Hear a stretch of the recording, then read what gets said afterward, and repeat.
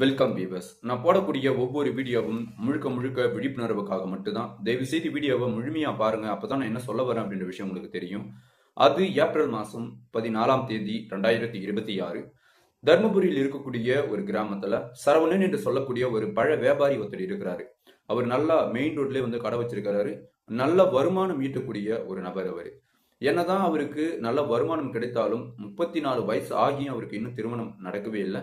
இதனால தன்னுடைய போட்டோவையும் ஜாதகத்தையும் இந்த திருமண புரோக்கர் இருக்கிறாங்க இல்லையா, அவங்க கிட்ட கொடுத்து ஏதாவது வரன் கிடைக்குமா அப்படின்ற மாதிரி அவங்க கிட்ட தேட சொல்லியிருக்கிறாங்க.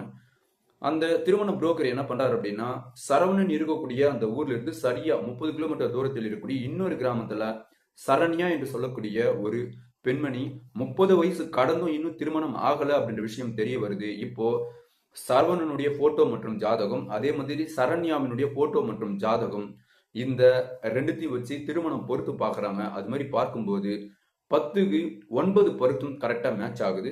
இப்போ ஜோசியர் என்ன பண்றாரு அப்படின்னா, இவங்க 2 பேரும் திருமணம் நடந்துச்சு அப்படின்னா இவங்களுடைய வாழ்க்கை ஓஹோன்னு இருக்கும் அப்படின்ற மாதிரி சொன்னதை கேட்டதுமே சரவணனுக்கு ரொம்ப சந்தோஷம். ஏற்கனவே நல்ல வருமானம் வருது.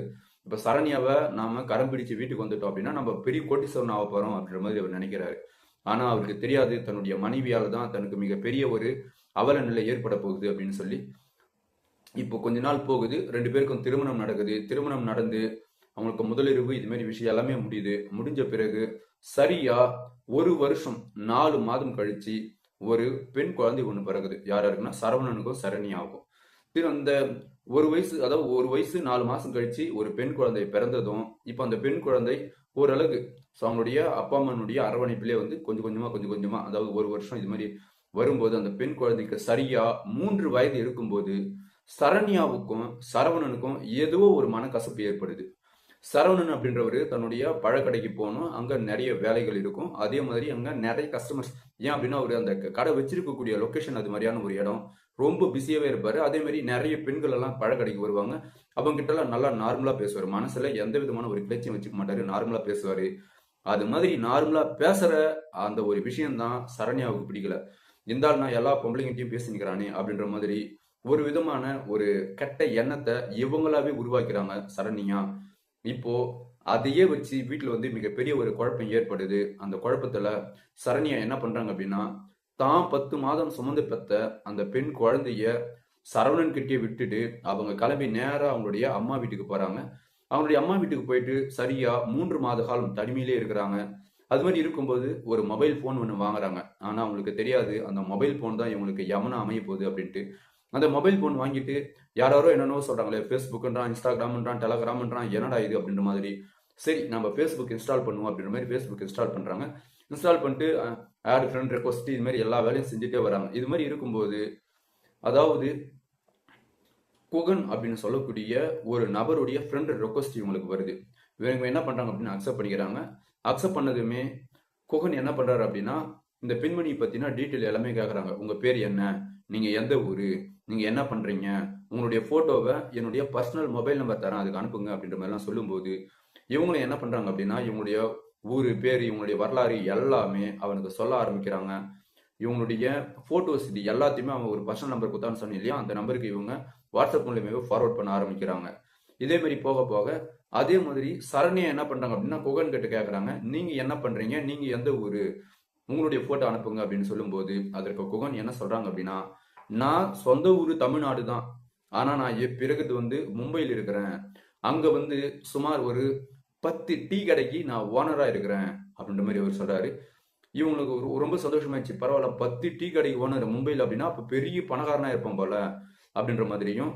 அதே மாதிரி இதுல அந்த கோகன் அப்படின்ற ஒரு பயங்கரமான பில்டப் எல்லாம் தராரு. என்கிட்ட வந்து பாத்தீங்க அப்படின்னா 10 கார் இருக்குது, நான் கார்லயே தான் போவேன், கார்லயே தான் வருவேன், எல்லாமே வந்து நான் கேட்கக்கூடிய இடத்துல வந்து எனக்கு நிற்கும், அவ்வளோ அந்தஸ்து எனக்கு இருக்குது இந்த இடத்துல, ஆனா நான் மும்பையில் இருக்கிறேன் அப்படின்ற மாதிரி அவருடைய பெருமைகள் எல்லாமே சரண்யா கிட்ட சொல்ல இதை கேட்ட சரண்யாவுக்கு ரொம்ப சந்தோஷமாயிடுச்சு. நான் எப்பயாவது மும்பைக்கு வரட்டுமா அப்படின்னு சொல்லி சரண்யா கேட்கறாங்க. இதை எப்படா சரண்யா கேட்பாங்கன்னு சொல்லி குகன் வந்து வெயிட் பண்றான். அதே மாதிரி ஒரு நாள் தன்னுடைய அப்பா அம்மா தொட்டு தாலி கட்டிய கணவன் மற்றும் அவங்களுக்கு பிறந்த அந்த குழந்தை இது எல்லாத்தையுமே உதிரி தள்ளிட்டு தர்மபுரியிலிருந்து நேரா பெங்களூர் போறாங்க.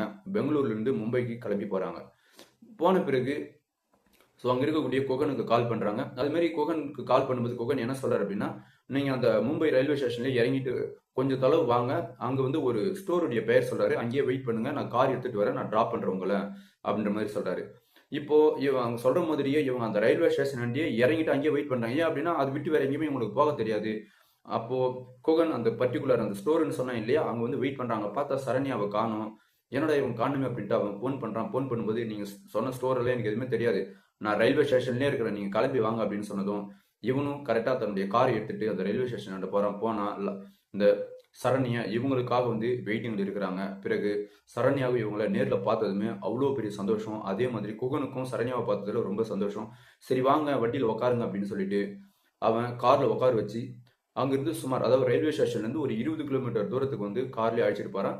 அழைச்சிட்டு போனதுமே இதுதான் நம்மளுடைய இடம். இங்க தான் நீங்க இருக்க போறீங்க. சும்மா 1 அல்லது 2 நாள் மட்டும் இங்க இருங்க. அதுக்கப்புறம் நீங்க கிளம்பி போங்க அப்படின்ற மாதிரி சொல்றான். இப்போ சரண்யாவுக்கு குகனை பார்த்ததுமே ஆளை ரொம்ப நல்லா இருக்கிறான், டிப்டப்பா இருக்கிறான். அது மாதிரி இருக்கும்போது சரண்யா என்ன கேட்கறாங்க அப்படின்னா, குகன் நான் ஒன்று கேட்கறேன்னு என்ன தப்பா எடுத்துக்க மாட்டீங்கல்ல அப்படின்ற மாதிரி கேட்டு, என்னை நீங்க திருமணம் செஞ்சுக்கங்க, நான் இங்கேயே இருந்துறேன் காலம் ஃபுல்லா. ஏன்னா நீங்க என்ன ரொம்ப அவ்வளோ கேர் எடுத்து பாத்துக்கிறீங்க அப்படின்ற மாதிரி சொல்றாங்க. அதே மாதிரி குகன் இந்த வார்த்தையெல்லாம் எப்படா அவங்களுடைய வாயிலிருந்து வரப்போகுது அப்படின்னு சொல்லி வெயிட் பண்ணிட்டு இருக்கிறான். இந்த வார்த்தை வந்ததுமே ஓகே நான் உங்களை திருமணம் செஞ்சுக்கிறேன். இருந்தாலும் நீங்க இப்ப என்ன பண்றீங்க அப்படின்னா பக்கத்தில் இருக்கக்கூடிய ரெஸ்ட் ரூமுக்கு போயிட்டு நீங்க குளிச்சுட்டு நீங்க ரொம்ப ஃப்ரெஷ் ஆயிடுங்க. நான் பக்கத்தில் இருக்கக்கூடிய ஒரு ஹோட்டலுக்கு இட்டுன்னு போறேன். அங்க போயிட்டு நம்ம ஏதாவது சாப்பிடலாம் அப்படின்ற மாதிரி அவன் சொல்றான். அதே மாதிரி இவங்களும் போறாங்க, குளிக்கிறாங்க, குளிச்சு முடிச்சுட்டு வந்து ட்ரெஸ் எல்லாம் மாத்திட்டு ரெடியா வராங்க. குகன் சொன்ன மாதிரியே இவங்கள பக்கத்தில் இருக்கக்கூடிய ஒரு ஹோட்டலுக்கு அழைச்சிட்டு போறான். இவங்களுக்கு என்னென்னலாம் வெரைட்டிஸ் பிடிக்குமோ அந்த உணவுகள் எல்லாமே வாங்கி தரான். அது எல்லாமே இவங்களும் நல்லா சாப்பிட்றாங்க. சாப்பிட்டு முடிச்சு பயங்கரமான ஒரே கலப்பாயிடுது. நேரா திரும்ப வீட்டுக்கே வராங்க. வீட்டுக்கே வந்த பிறகு திரும்ப குகன் கிட்ட கேட்கறாங்க. குகன் என்னை எப்படியாவது நீங்க திருமணம் செஞ்சுக்கங்க, நான் இங்கேயே இருந்துடுறேன் அப்படின்ற மாதிரி. ஆனா சரண்யாவுக்கு தெரியாது குகன் நடிச்சிட்டு இருக்கிறான். சரண்யாவை வச்சு மிகப்பெரிய திட்டமே அவன் தீட்டிட்டு இருக்கிறான் அப்படின்னு சொல்லி அப்போது தெரியாது. பிறகு என்ன பண்றான் அப்படின்னா குகன் ஓகே நோ ப்ராப்ளம், நான் உங்களை கட்டாயம் நான் திருமணம் செஞ்சுக்கிறேன். நாளை மறுநாள் வெள்ளிக்கிழமை உங்களுக்கும் எனக்கும் கன்ஃபார்ம் பக்கத்தில் இருக்கக்கூடிய ஒரு பிள்ளையார் கோயில்ல திருமணம் நடக்கும் அப்படின்ற மாதிரி ஒரு வாக்குறுதியும் விடுறான். இதை கேட்டதுமே சரண்யாவுக்கு அவ்வளோ சந்தோஷம். சரி இன்னைக்கு நைட்டுக்கு இங்கே தூங்குங்க, நான் வந்து பக்கத்து அறையில போயிட்டு படுக்கிறேன் அப்படின்ற மாதிரி அவன் இவங்க ஒரு அறையிலையும் அவன் போயிட்டு வேற இன்னொரு அறையிலும் படுக்கிறாங்க. ஆனா நேரம் ஆக ஆக நடு ராத்திரி ஆக சரண்யா போயிட்டு குகனுடைய கதவை திறந்து என்னை தனியா படுக்க வைக்கிறதுக்கு தான் நீ என்னை அழைச்சிட்டு வந்தியா, நான் உன்னோடு கட்டாயம் இப்போ தப்பா நடந்தே தீரணும், உடல் வச்சு ஆகணும் அப்படின்ற மாதிரி வற்புறுத்துவாங்க. ஸோ இது எல்லாமே குகனுக்கு ஒரு பெண்ணை வந்து எப்படி ஈஸியாக கவர் பண்ணும் அப்படின்ற விஷயம் தெரிஞ்சிருக்கிறதுனால இதுக்கும் அவன் வெயிட் பண்ணிட்டே இருக்கிறான். ஓகே அவங்களே வந்துட்டாங்க, இதற்கு பிறகு நம்ம பொறுமையாக இருந்தால் அவ்வளோதான் அப்படின்ற மாதிரி ட்ரெஸ் எல்லாம் ரிமூவ் பண்ணிட்டு ஸோ அவங்க உடலுறவு கொள்ள ஆரம்பிக்கிறாங்க. ஒரு நாள் மட்டும் அதாவது அன்று இரவு மட்டும் கிட்டத்தட்ட 2 முதல் 3 முறை வந்து பார்த்தீங்க அப்படின்னா உடலுறவு கொள்றாங்க. இப்போ சரண்யாவுக்கு ரொம்ப சந்தோஷமாயிடுச்சு. கிட்டத்தட்ட ஒரு 3 வருஷம் தன்னுடைய கணவன் கூட இருந்துட்டு ஒரு 3-4 மாசம் வீட்டு வந்துட்டு தனிமையா இருந்தாங்க. இப்போ இந்த நபரோடு வந்திருக்கிறாங்க. இவர் வந்து அவங்களுடைய ஆசை கிட்டத்தட்ட பூர்த்தியும் செஞ்சாச்சு.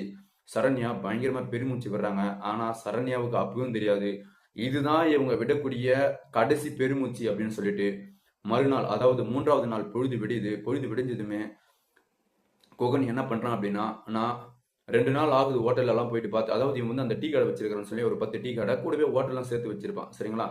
நான் போயிட்டு பார்த்து கிட்டத்தட்ட ஒரு 10 நாள் ஆகுது. நான் போயிட்டு டீ கடை ஹோட்டல் இது எல்லாமே என்னன்னு சொல்லி பார்த்துட்டு வரேன். நான் போயிட்டு வரேன், நீங்க இங்கேயே இருங்க.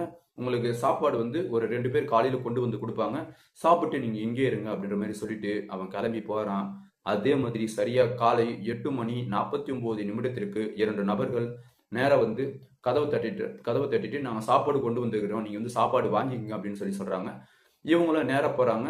போனதுமே ஓகே சாப்பாடு தானே, காலையில வந்து டிஃபன் ஏதாவது இருக்கும் அப்படின்ற மாதிரி போயிட்டு அவங்க கொண்டு வந்திருக்கக்கூடிய அந்த டிஃபன் ஐட்டம் சாப்பாடு இது எல்லாமே வந்து பாத்தீங்க அப்படின்னா வாங்கி கொண்டு வந்து, பொதுவாகவே நம்ம தமிழ்நாட்டு ஆளுங்க காலையில வந்து என்னதான் டிஃபன் அதாவது எப்படி சொல்றது பூரி பொங்கல் இதெல்லாம் சாப்பிட்டாலும் கூட ரைஸ் சோறு அந்த அரிசின்றது வரக்கூடிய அந்த சாப்பாடு சாப்பிட்டாதான் வந்து வயிறு வந்து ஒரு ஃபுல்லான மாதிரி ஒரு ஃபீல் கிடைக்கும். ஏன்னா கிராமத்து நபர்கள் மேக்சிமம் அப்படிதான், இதையே தான் அவங்களும் ஃபீல் பண்ணிட்டு இருக்கிறாங்க.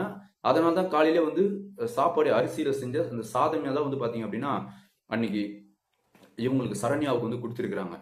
கொடுத்துட்ட பிறகு அந்த சாப்பாடு கொண்டு வந்தாங்க இல்லையா 2 நபர்கள், அவங்க ஒரு விஷயம் யோசிக்கிறாங்க. இப்போ இந்த ரூம்ல ஒரே ஒரு பெண்மணி தான் இருக்கிறா, வேற யாருமே இல்ல. பக்கத்துல இருக்கக்கூடிய அறைகள் எல்லாமே மூடி இருக்குது. ஆகையால இவளை ஈஸியா நம்ம ஏதாவது பண்ணணும் அப்படின்ற மாதிரி திட்டம் தீட்டுறாங்க. உடனடியா குகனுக்கு கால் பண்றாங்க. என்ன குகன், யாரோ வந்திருக்கிறாங்க, நாங்களும் யூஸ் பண்ணிக்கிறோம் அப்படின்னு சொல்லி சொல்றாங்க. டேய் உங்களுக்கு இல்லாத தாராளமா யூஸ் பண்ணிக்கங்கடா, அது லூஸ், அது அந்த பெண்மணி என்ன நம்பி வந்திருக்கிறா, அவ எங்கன்னா போட்ட நீங்க யூஸ் பண்ணிக்கிறா அப்படின்னு அவன் சொன்னதுமே நேரா உள்ள போறாங்க. கதவு வந்து லாக் பண்றாங்க. உள் கதவு, அதாவது இந்த உள் தாழ்பால் போடுறாங்க. போட்டு நேரா போயிட்டு சரண்யாவை, ஸோ நாங்கள் வந்து குகனை பார்க்க வந்து கொஞ்ச நேரம் இங்கே நாங்கள் வெயிட் பண்ணுறோம், அவன் வரேன்னு சொல்லியிருக்கலாம் அப்படின்ற மாதிரி சரண்யா கிட்ட கொஞ்சம் கொஞ்சமாக அப்படியே பேச்சு கொடுக்க ஆரம்பிக்கிறாங்க. இந்த பேச்சு கொடுத்துட்டே சரண்யாவை சாப்பிட்டு முடிக்கிறாங்க. அவங்க சாப்பிட்டு முடிச்சு கழுவிட்டு வந்ததுமே இவங்க 2 பேரும் நேராக சரண்யா கிட்ட வந்து, நாங்கள் யாரு தெரியுமா, எங்களுடைய பேக்ரவுண்ட் என்னன்னு சொல்லி உங்களுக்கு தெரியுமா, குகன் எப்பேற்பட்டவன் தெரியுமா, எதுவுமே தெரியாம ஒரு 2-3 நாளா இங்க வந்து இருக்கிற அப்படின்னா நீ எவ்வளவு தைரியமான பெண்மணி பத்தியா அப்படின்ற மாதிரி பேசிட்டு அந்த சரவணனுடைய சேரியை உருவி சரவணனுடைய கை மற்றும் கால் இது ரெண்டுத்தையுமே கட்டுறானுங்க. அதோடு இல்லாம சரவணனுடைய உடம்பில் இருக்கக்கூடிய ஒவ்வொரு துணியும் அவங்க ரிமூவ் பண்றாங்க. ரிமூவ் பண்ணிட்டு சரண்யாவை மாதிரியா அவங்க சீரழிக்கிறாங்க. ஒரு கட்டத்துல சரண்யாவை என்ன பண்றது அப்படின்னு சொல்லி அவங்களால வெளியே எதுவுமே கத்தவே முடியல. ஏன் அப்படின்னா அது மாதிரி அவங்க ஏதாவது சொல்லி கத்திட்டாங்கன்னா பக்கத்துல இருக்கிற ரூம்மேட் எல்லாமே வந்துடும், இவங்களுடைய மானம் போயிடும் ஒரு பக்கம். ஆகையினால என்ன பண்றது, இடமே வந்து மாட்டிட்டுமே, இந்த 2 பேரும் இப்படி நம்மள நாசனம் பண்ணிட்டானுங்களே அப்படின்ற மாதிரி வருத்தப்பட்டு இந்த விஷயம் முடிஞ்சதுமே உடனே கோகனுக்கு கால் பண்றாங்க. கோகன் என்ன சொல்றான் அப்படின்னா, இதோ வந்துட்டேன், வெயிட் பண்ணு, இதோ வந்துடுறேன், யாரையும் மட்டும் எதனா தப்பா நினைச்சிட்டாங்களா அப்படின்னு மாதிரி சொல்றான். ஆமா, 2 பேரும் சாப்பாடு கொண்டு வந்தானுங்க, அவன் என்னுடைய கை கால்கள் எல்லாமே கட்டி என்ன ஏடாவரம் பண்ணிட்டானுங்க அப்படின்ற மாதிரி. உடனே கோகன் அந்த 2 நபருக்கும் கால் பண்ணி, ஓகேவாடா உங்களுக்கு சந்தோஷமா, உங்களுக்கு ரொம்ப நாள் ஆச்சு இது மாதிரி ஒரு பெண்மணி பார்த்து உங்களுக்கு சந்தோஷமா அப்படின்ற மாதிரி கேட்கறான். ஓகே நல்லதுதான், சந்தோஷம், ஓகே வெயிட் பண்ணு, நான் வரேன் அப்படின்னு சொல்லி குகனும் நேரம் கிளம்பி அந்த 2 பேரும் அங்க இருக்கும்போது குகனும் போறான். போயிட்டு சரண்யாவை பார்த்து கேட்கறான், நீ என்ன நல்லவன் நினைச்சிட்டு இருக்கிற, நான் நல்லவனே கிடையாது. இதோ பாரு 3 பேர்ல இவன் ஏதாவது ஒரு பெண்மணி இது மாதிரி மாட்டிட்டாங்க அப்படின்னா நான் அங்க போயிட்டு இது மாதிரி நான் பங்கெடுத்துப்பேன். நீ என்கிட்ட மாட்டினா அதனால அவன் வந்து உங்ககிட்ட பங்கெடுத்துக்கிட்டான், அவ்வளவுதான், எங்களுக்குள்ள இது ஒரு டீலிங் அப்படின்னு சொல்லி சொன்னதுமே சரண்யா, அடா பாவி, தேவையில்லாம நம்ம இங்க வந்து மாட்டிட்டோம் போல, இவன் ஏதோ ஒரு தவறான நபர் போல, நம்ம தேவையில்லாம இங்க வந்து மாட்டிட்டோம் போல அப்படின்ற மாதிரி பயங்கரமா கதறி அழறாங்க. நீ என்ன அழுதாலும் பரவாயில்ல, அதே மாதிரி என்னுடைய நண்பர்கள் இங்க வந்து பாத்தீங்கன்னா 3 பேர் தான், இன்னும் 17 பேர் வெயிட் பண்றானுங்க, 17 பேரும் உன்னை ஒவ்வொரு நாள் வந்து சித்திரவதை பண்ணுவாங்க அப்படின்ற மாதிரி குகன் சொன்னதுமே சரண்யாவை அப்படியே தூக்கி வாரி போட்டுருது. அதோடு இல்லாம ஒவ்வொரு நாளும் 2 பேரு 4 பேரு 3 பேரு அது மாதிரி வந்து சரண்யாவை சிகரெட் பிடிக்கிறது, அதே மாதிரி சரக்கடிக்கிறது, இது எல்லாமே பண்ணி சரண்யா உடம்புல துணி இல்லாம இருக்கு இல்லையா, அந்த கோலத்திலேயே அந்த சரணுடைய உடம்பு மேலேயே அந்த சிகரெட் அந்த மீதி அந்த நெருப்பு இருக்கு அதெல்லாம் வச்சு அவங்கள சித்திரவதை பண்றது, அவங்களுடைய முடி எடுத்து அந்த தீப்பெட்டியால பத்த வச்சு அந்த மாதிரியான சித்திரவதைகள் பண்றது, இவங்களுடைய பிறப்புறுப்பில் இருக்கக்கூடிய அந்த மயிர் இழைகள் இருக்குது இல்லையா, ஸோ அதையே வந்து கையாலே பிடுங்கிறது, இது மாதிரியான பயங்கரமான சித்திரவதைகள்லாம் கொடுக்க கொடுக்க ஒரு கட்டத்துல சரண்யா ஒரே நிமிஷம் தன்னுடைய முதல் கணவனை நினைச்சு பாக்குறாங்க. அவங்களுடைய முதல் கணவனுக்கும் அவங்களுக்கும் ஒரு சண்டை வரும்போது இவங்க என்ன பண்றாங்க அப்படின்னா, தன்னுடைய கணவன் யாரு ஃபர்ஸ்ட் சரவணன் இருக்கிறாங்க இல்லையா, அவங்கள ஓங்கி கண்ணாமன்னா நடிக்கிறாங்க. ஆனா சரவணன் தன்னுடைய மனைவிய ஒரே அடி விட்டு திருப்பி அடிக்காம சில மாதிரி நின்றுட்டு அப்படியே கிளம்பி போயிருக்கிறாரு. அந்த யோசனை அன்னதிக்கு வருது, இது மாதிரி ஒரு தெய்வமா இருந்த ஒரு நபரை நான் புரிஞ்சுக்காம இது மாதிரி ஒரு பொம்பளை பொறுக்கிட்டு வந்து நம்ம மாட்டிட்டுமே, தேவையில்லாம மிகப்பெரிய தப்பு பண்ணிட்டுமே, அதோடு இல்லாம தன்னுடைய அப்பா அம்மா கிட்ட கூட நாம மும்பைக்கு போறோம் அப்படின்னு சொல்லி சொல்லாம கிளம்பி வந்துட்டுமே, ஒருவேளை நாம இங்க செத்து போயிட்டோனா, இறந்து போயிட்டோனா நம்மளுடைய சடலம் தன்னுடைய அம்மா வீட்டுக்கு போகுமோ போகாதோ அப்படின்ற மாதிரி அவங்க நினைச்சிட்டு இருக்கிறாங்க. அது மாதிரி நினைச்சிட்டு இருக்கும்போது அன்று மாலை நேரத்துல பக்கத்துல இருக்கக்கூடிய அறையை வந்து திறக்கிறாங்க. பக்கத்துல இருக்கக்கூடிய அறைகள் திறந்து அங்க ஒரு சில இந்த சாமியாருங்களாம் ஒரு 4-5 பேர் சாமியாருங்கெல்லாம் சேர்ந்து அந்த ரூம் எடுத்திருக்கிறாங்களா. அந்த சாமியாருங்க என்ன பண்றாங்க அப்படின்னா, இரவு நேரத்துல அங்க இருக்கக்கூடிய கணபதியை வழிபடுறது அவங்களுக்கு ரொம்ப வந்து பிடிச்சமான ஒரு விஷயமா. அது மாதிரி இந்த கணபதியை வழிபட்டுட்டு இருக்கும்போது இவங்களுக்கு ஒரு விதமான துர்நாற்றம் வீசுறத ஒரு சாமியார் மட்டும் உற்று நோக்கிறாரு. எனக்கு என்னவோ பக்கத்து அறையில ஏதோ தவறா தெரியுது அப்படின்ற மாதிரி அவர் என்ன பண்றாரு அப்படின்னா, கீழே வந்து பாத்தீங்க அப்படின்னா ரோடு, அந்த ரோட்ல ஒரு பெண் போலீஸ் ஒருத்தர் இருந்திருக்கிறாங்க. அந்த பெண் போலீஸை கூப்பிட்டு எனக்கு என்னவோ இந்த பக்கத்து அறையில தவறா தெரியுது மேடம், அங்கிருந்து பயங்கரமான இந்த தீஞ்ச நாத்தம், அதோடு இல்லாம இந்த சிகரெட் மற்றும் இந்த மது அருந்தக்கூடிய இந்த நாத்தெல்லாம் அடிக்குது, தயவு செய்து என்னன்னு சொல்லி பாருங்க, எனக்கு நம்ம சந்தேகமா இருக்குது அப்படின்னு அந்த சாமியார் சொன்னதுமே இந்த பெண் போலீஸ் உடனடியாக மேலே கிளம்பி வந்து அந்த கதவை வந்து தட்டியிருக்கிறாங்க. அவங்க லட்டி வச்சிருக்கிறாங்க, அந்த லட்டி வச்சு தட்டியிருக்கிறாங்க. அப்போ உள்ள ஒரு பெண்ணுடைய அந்த லேசான சத்தம் மட்டும் கேட்கறதே அவங்க உணர்ந்துருக்கிறாங்க. ஆஹா, சாமியார் சொன்ன மாதிரியே சரியாயிடுச்சு போல, இதுக்குள்ள ஏதோ ஒரு பெண்ணு தான் இருக்கிறாங்க அப்படின்ற மாதிரி உடனடியா இன்னும் ஒரு 4-5 ஆண் போலீஸை அந்த இடத்துக்கு வர வைக்கிறாங்க. வர வச்ச பிறகு அந்த கதவை உடைச்சி உள்ள போயிட்டு பார்த்தா உள்ள கை கால்கள் கட்டப்பட்ட நிலையில உடம்புல ஒட்டு துணி கூட இல்லாம லலிதா சரண்யா அவங்களுடைய கோலம் பயங்கரமா இருக்கிறத பாக்குறாங்க.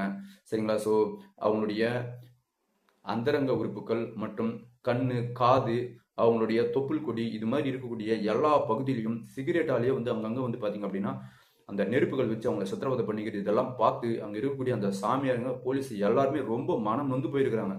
என்னடா இவங்க கிட்டத்தட்ட வந்து பாத்தீங்க அப்படின்னா உயிர் மட்டும் தான் இருக்குது, மற்றபடி நினைவுகள் எதுவுமே கிடையவே கிடையாது. இப்போ உடனடியா அந்த பெண்மணி அந்த சரண்யா இந்த கிட்டத்தட்ட கோமா ஸ்டேஜில் இருக்கிறாங்க இல்லையா, அந்த உடலை என்ன பண்றாங்க அப்படின்னா பக்கத்தில் இருக்கக்கூடிய மருத்துவமனைக்கு அழைச்சிட்டு போயிட்டு அங்க அவங்களுக்கு ட்ரீட்மெண்ட் பாக்குறாங்க. அங்க ட்ரீட்மெண்ட் அப்படின்றது சரியா 7 நாட்கள் நடந்திருக்குது. 7 நாட்களுக்கு பிறகுதான் சரண்யாவால அந்த ஒரு நார்மல் நிலைமைக்கே வந்திருக்கிறாங்க. அப்போ அந்த பெண் போலீஸ் என்ன பண்றாங்க அப்படின்னா, நீங்க எந்த ஊரு, எதற்காக இங்க நீங்க வந்தீங்க, உங்களை பார்த்தா ஒரு சேரி கட்டிட்டு அச்சு அசல் தமிழ்நாடு பெண்மணி மாதிரியே இருக்கிறீங்களே, நீங்க எதற்கு இங்க வந்தீங்க அப்படின்னு சொல்லி கேட்கும் போதுதான் அவங்க எழுந்து உக்காந்துட்டு அந்த பெண் போலீஸை கட்டி தழுவி, என் கூட பிறந்த அக்கா தங்கச்சி மாதிரி நான் உங்ககிட்ட சொல்றேன், நான் 30 வயசுல தான் எனக்கு கல்யாணம் ஆச்சு. என்னுடைய முதல் கணவன் சரவணன் ரொம்ப ரொம்ப நல்ல பர்சன். தேவையில்லாம அவர் மேல நான் சந்தேகத்தை எழுப்பி நான் எவ்வளவு அடிச்சாலும் என்னை திருப்பி அடிக்காத என்னுடைய முதல் கணவன் சரவணனை நான் ஒரு கேவலமான நபர் அப்படின்ற மாதிரி நினைச்சிட்டு அவங்க கிட்ட இருந்து நான் பிரிஞ்சு வந்துட்டேன். வந்துட்ட பிறகு ஒரு மொபைல் போன் வாங்கி அந்த ஃபேஸ்புக் அப்படின்ற அந்த ஒரு ஆப் இன்ஸ்டால் பண்ணி அதன் மூலியமா தான் இந்த குகன் அப்படின்ற நபர் எனக்கு பழக்கமானாரு. என்னை திருமணம் செஞ்சுக்கிறேன் அப்படின்னு சொல்லி எல்லாம் என்னை நம்ப வச்சாரு. நான் எல்லாமே ஏமாந்து போயிட்டேன். ஆனா குகனும் அவங்களுடைய நண்பர்கள், குகன் ஒரு ஆள், அவங்களுடைய நண்பர்கள் 19 மொத்தத்துல 20 பேர் சேர்ந்து ஒவ்வொரு நாளும் என்னை பயங்கரமா சித்திரவதை பண்ணாங்க. அந்த 20 நபர்களையுமே என்னால் அடையாளம் காட்ட முடியும். ஏன் அடையாளம் காட்ட முடியும் அப்படின்னா, ஒவ்வொரு நபரும் அந்த அளவுக்கு என்ன பயங்கரமான சித்திரவதை பண்ணியிருக்கிறாங்க. ஆகையால அந்த 20 நபர்களுமே நான் அடையாளம் காட்ட முடியும்.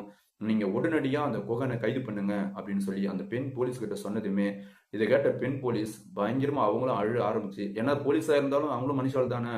இப்ப என்ன பண்றாங்க அப்படின்னா, அந்த குகனை உடனடியா கைது பண்ணும்போது குகன் என்ன சொல்றாங்க அப்படின்னா, அவங்க தான் ஆசைப்பட்டு எல்லாரையும் வர சொன்னாங்க, நான்லாம் வர சொல்லவே இல்லை அப்படின்ற மாதிரி கேஸை திருப்ப பார்க்கறான். இருந்தாலும் அந்த பெண்மணி, அதாவது சரண்யனுடைய அவங்களுடைய உடம்பு இருந்த அந்த நிலையை பார்த்து போலீஸுக்கு நல்லாவே தெரிஞ்சிருச்சு. இவங்க கட்டாயம் வந்து சித்திரவதைக்கு ஆளா இருக்கிறாங்க அப்படின்ற மாதிரி தெரிந்து குகனை தூக்கி போட்டு 4 மிதிக்கிறாங்க. மிதிச்சதுமே 13 பேர் வந்து பாத்தீங்க அப்படின்னா உடனடியாக குகனை பேஸ் பண்ணி கைது பண்றாங்க. அப்படி இருந்தும் 7 நபர்கள் வந்து தலைமறைவா இருக்கிறாங்க.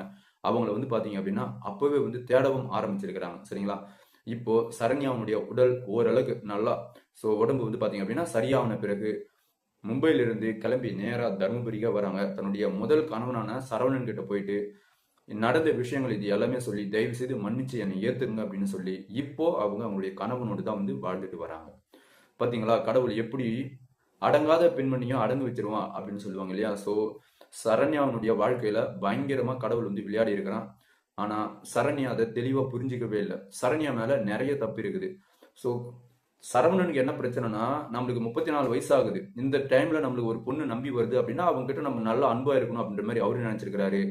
ஆனா 37 வயசுலயே அவங்க விட்டு போயிடுவாங்கன்னு சொல்லி அவர் கட்டாயம் நினைச்சிருக்க மாட்டாரு. இருந்தாலும் ரொம்ப வந்து சாஃப்டா இருந்து தன்னுடைய அந்த உண்மையான அன்பை தன்னுடைய மனைவி கிட்ட அவர் ப்ரூவ் பண்ணியிருக்கிறாரு. அதற்கு கடவுள் வந்து சப்போர்ட் பண்ணியிருக்கிறாங்க. இதெல்லாம் நாம தெரிஞ்சு கொள்ளக்கூடிய விஷயம் என்ன அப்படின்னா, ஒரு பழமொழி சொல்லுவாங்க, அரசனை நம்பி புருஷனை கைவிட்டு கதையா போச்சு அப்படின்ற மாதிரி.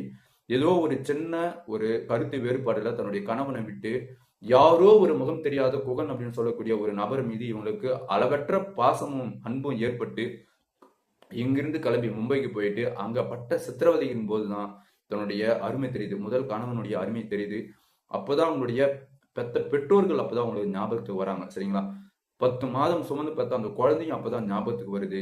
இதெல்லாம் முடிஞ்ச பிறகு நான் வந்து மிகப்பெரிய ஒரு தப்பு பண்ணிட்டேன். இதற்கு பிறகு நான் ஒரு நல்ல பெண்மணியா வாழணும் அப்படின்னு சொல்லி அவங்க வந்து மனம் திருந்தி வாழ ஆரம்பிச்சிருக்கிறாங்க. சரிங்களா? உண்மையாலேயே இந்த ஸ்டோரி எல்லாம் நான் நெட்ல சர்ச் பண்ணி படிக்கும்போது இது உண்மையிலேயே நடந்திருக்குமா அப்படின்ற மாதிரிலாம் நான் யோசிக்க ஆரம்பிச்சிட்டேன். ஆனா இது உண்மையா நடந்த ஒரு சம்பவம் தான். உண்மையா நடக்கல அப்படின்னாலும் இந்த கதையை நீங்க கேட்டீங்க அப்படின்னாவே கட்டாயம் நம்மளுக்கு எல்லாருமே ஓரளவுக்கு ஒரு மனுஷனா இப்படி இருக்கணும், அந்த பொறுமை அப்படின்றது ரொம்ப ரொம்ப சிறந்தது அப்படின்னு நல்லா தெரிய வரும். இந்த சரவணன் ரொம்ப பொறுமையா இருந்ததுனால தான் அவங்களுடைய மனைவி பல இடத்துல போயிட்டு சித்திரவதை அனுபவிச்ச பிறகும் அதை எடுத்து தன்னுடைய மனைவி சொன்ன பிறகு புரிஞ்சுட்டு அவங்களோட குடும்பம் நடத்த ஆரம்பிச்சிருக்கிறாரு. சரி, இதுக்கு பிறகும் இந்த சரண்யா மாதிரி இருக்கக்கூடிய பெண்கள் ஆணவத்துல ஆடாதீங்க, ரொம்ப அழகா இருக்கிறீங்க அப்படின்னு சொல்லி தன்னுடைய கணவனை இலகாரமா நினைக்காதீங்க. இதே தான் ஆண்களுக்கும். சரிங்களா? தன்னுடைய மனைவி கொஞ்சம் அப்படி இருக்கிறா, இப்படி இருக்கிறா அப்படின்னு சொல்லி அந்த மனைவி கிட்ட ரொம்ப ஆணவத்துல ஆடாதீங்க. எப்படி சரண்யா போயிட்டு ஏடாகூடமா சிக்கி செஞ்சாங்களோ, அதே மாரி ஆண்கள் தான் பல பெண்கள் கிட்ட மாட்டிட்டு சின்னாபின்னமாகி சிதையறது நெறைய நம்ம ஸ்டோரியில நம்ம பார்க்குறோம். சரிங்களா? ஆகையால எப்பவுமே வந்து ஒருத்தர் மீது கணவன் மனைவினா நல்லா ஒருத்தர விட்டு குடுத்து ரொம்ப பாசமா இருங்க அப்படின்னு சொல்லியும், குறுகிய காலத்திலேயே இந்த ஃப்ரெண்ட்ஷிப் அப்படின்றது என்னைக்குமே ஒரு நல்ல நிலையான ஃப்ரெண்ட்ஷிப் இருக்காது. சரிங்களா? பார்க்கறது ஒரு 2 நாள்லயே மொபைல் நம்பர் வாங்குறது, 3வது நாளா, 4வது நாள்ல கரெக்ட் பண்றது, அப்புறம் அவங்களோட போய் உடலுறவு கொள்றது, அப்புறம் திருமணம் நடக்குது அப்படின்றது என்னைக்குமே வந்து பார்த்தீங்கன்னா, ஸ்பீடா போறது என்னைக்குமே வந்து நிலைக்கவே நிலைக்காது. சரிங்களா? அதையும் வந்து பார்த்துக்கங்க. இன்னொரு விஷயம் பார்த்தீங்க அப்படின்னா, இது ஒரு ஜெனரலான விஷயம். இப்போ ஒரு குடும்பத்துல ஒரு 2 பேர், 3 பேர் இருக்கிறாங்க அண்ணன் தம்பிங்க அப்படின்னு எடுத்துட்டோம்னா, ஃபார் எக்ஸாம்பிள் இப்போ 3 பேர் இருக்கிறாங்க அப்படின்னு எடுத்துட்டோம் அப்படின்னா, எதுவா அவங்க அண்ணன் தம்பிங்களுக்குள்ள சண்டை இருந்திருக்கும். சரிங்களா? அதாவது ஒரு நல்லது கெட்டது அப்படின்னா, அவங்க 3 பேர் தான் வந்து சேர்ந்து செய்ற மாரி இருக்கும். ஆனா, இந்த 3 பேருக்கும் இடையே சண்டைய மூட்டி விடுறது வந்து 4வதா ஒரு நபர் தான். இவங்க கூட பிறந்த அண்ணன் தம்பிங்கள கூட நம்ப மாட்டாங்க. ஆனா 4வதா யாரோ ஒருத்தங்கிறான் பாருங்க. அவன தான் இவங்க 3 பேரும் நம்புவாங்க. ஆனா அவன் தான் வந்து இவங்க 3 பேரையும் பிரிச்சு வச்சு, வேடிக்கை பார்த்து, அதுல வந்து அவன் குளிர் காஞ்சிட்டு இருப்பான். சரிங்களா? ஆகையால் தான் நான் இதுக்கு முன்னாடி வீடியோல கூட சொல்லியிருப்பேன். இந்த உலகத்திலேயே சிறந்தது எது அப்படின்னா, உறவு முறைகள் பெத்தவங்க அப்பா, அம்மா தான். அதற்கு பிறகு தான் உங்களுடைய நண்பர்கள் எல்லாருமே. சரிங்களா? ஆனா நண்பன் தான் ஃபர்ஸ்ட் இது மாரிலாம் சொல்றதுக்கு வேணா அது வந்து ஈஸியா இருக்கும். சரிங்களா? ஆனா அது நடைமுறைக்கு ஒத்து வருமா அப்படின்னு சொல்லி பார்த்தா, 100ல 70% ஒத்து வராது. 30% மட்டும் தான் ஒத்து வரும். என் லைஃப்ல நடந்த ஒரு சம்பவம். ஒரு நான் வந்து சென்னையில வந்து வேலை செஞ்சுட்டு இருந்தேன். அப்போ இந்த 2015 போல பயங்கரமான இந்த சைதாப்பேட்டையிலலாம் அந்த பிரச்சனை வந்தது இல்லையா? அது மாரி டைம்ல வந்து பார்த்தீங்கன்னா, சாப்பாட்டுக்கு ரொம்ப கஷ்டமா நான் சைதாப்பேட்டையில தங்கியிருந்தேன். சாப்பாட்டுக்கு ரொம்ப கஷ்டமா இருந்தது. அதே மாரி என் கூட ஒரு 3 நபர்கள் தங்கியிருந்தாங்க. அது மாரி இருக்கும்போது, அங்கு என்னோடு வேலை செய்த ரேவதி அப்படின்னு சொல்லக்கூடிய ஒரு டீச்சர். நாங்க அவங்கள வந்து டீச்சர் எங்களோட வயசுல பெரியவங்க அவங்க. அவங்களும் ஒரு இடத்துல வேலை செஞ்சுட்டு இருப்பாங்க. நாங்களும் அவங்களோட கூட சேர்ந்து பார்த்தீங்க அப்படின்னா, அந்த சாஃப்ட்வேர் ஃபீல்டுல இருந்தோம். ஆனா அவங்க பார்க்கறதுக்கு வந்து அதாவது ட்ரெஸ்ஸிங் சென்ஸ் வந்து டீச்சர் மாரியே பண்றதுனால, நாங்க சும்மா கலாய்க்கிறதுக்கு டீச்சர், டீச்சர் அப்படின்னு சொல்லுவோம். அவங்க வேற இன்னொரு மாற்று ஜாதி. நாங்க 4 பேருமே, அதாவது என்ன உட்பட நாங்க 4 பேருமே வேறு மாற்று ஜாதி. ஆனா, அந்த பசியில அந்த ரேவதி டீச்சர் அவங்க தான் வந்து பார்த்தீங்க அப்படின்னா, அவங்க வீட்ல சமைச்சு கொண்டு வந்து எங்க கிட்ட குடுத்தாங்க. நாங்க அத அன்னைக்கு சாப்பிட்டோம். ஆனா, எங்களுக்குள்ள இந்த ஜாதி அப்படின்றது மறைஞ்சு, ஒரு நண்பர்கள் அப்படின்னு சொல்லி, அன்னைக்கு அவங்க என்னுடைய பசிய போக்குனாங்க. அது என்னைக்குமே என் வாழ்நாள்ல நான் மறக்கவே மாட்டேன். ஸோ, அப்போதிலிருந்து நான் இந்த ஜாதி பார்க்குறது அப்படின்றது நான் டோட்டலாவே வந்து விட்டே விட்டுட்டேன். அதுக்கு முன்னாடி இருந்தது. சின்ன வயசுல அப்போலாம் வந்து எனக்கு தெரியவே தெரியாது. ஆனா, எப்போ அவங்க எனக்கு அந்த சாப்பாடு குடுத்து என்னுடைய பசிய போக்குனாங்களோ, 1 நாள், 2 நாள் இல்ல கரெக்ட்டா 7 நாள், 1 வாரம் அவங்க சாப்பாடு அவங்களுடைய வீட்லயே சமைச்சு கொண்டு வந்து, எனக்கு மட்டும் இல்ல, என் கூட இருந்த என்னுடைய நண்பர்கள் 4 பேருக்கும், அதாவது என்னோட சேர்த்து 4 பேருக்கும் குடுத்து என்னுடைய பசிய போக்குனாங்க. சரிங்களா? இது மாதிரி நண்பர்களும் உதவி செஞ்சு தான் இருக்கிறாங்க. அதையும் நான் மறக்க முடியாது. ஓகேங்களா? ஸோ நல்லதும் இருக்குது, கெட்டதும் இருக்குது. ஆனா, சரண்யா மாதிரி தேவையில்லாம ஒரு 3வது நபர ஸோ எப்படி சொல்றது அப்படின்னா, ஆக்குபை பண்ணி அவனோட திருமணம் நடக்கணும். இது மாதிரிலாம் நினைக்கிறது ஒரு முட்டாள்தனம் அப்படின்னு சொல்லியும், ரொம்ப நேரம் நான் மொக்கப்பட்ட இந்த வீடியோ உங்களுக்கு பல பேருக்கு பிடிச்சிருக்கும் அப்படின்னு சொல்லியும், இவ்வளவு நேரம் இந்த வீடியோ பார்த்த அனைவருக்கும் நன்றி, வணக்கம்.